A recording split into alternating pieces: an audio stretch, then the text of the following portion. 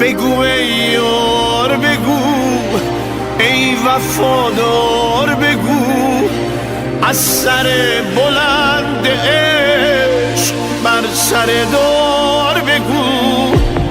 بگو ای یار بگو، ای وفادار بگو، از سر بلند عشق بر سر دار بگو.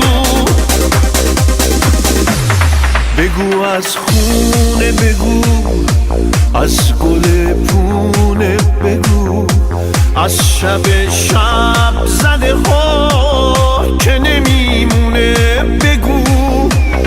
بگو از محبوبه ها، نسترن های بنفش، سفره های بیریا روی سبز زار فرش. بگو ای یار بگو که دلم تنگ شده، رو زمین جا ندارم، آسمون سنگ شده.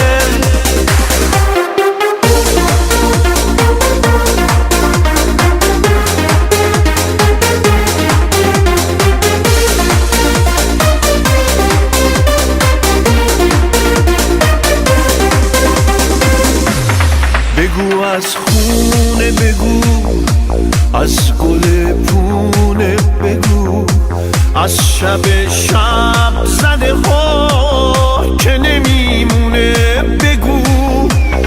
بگو از محبوبه ها، نسترن های بنفش، سفره های بیریا روی سبز زار فرش.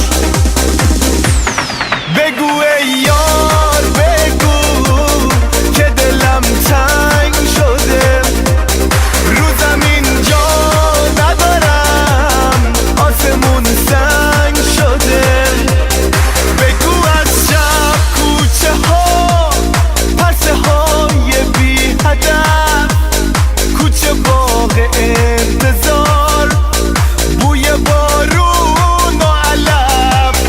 بگو از کلاغ پیر که به خونه نرسید، از بهار قصه ها که سر شاخ تکید. بگو ای یار بگو، ای وفادار بگو، از سر بلند عشق بر سر دار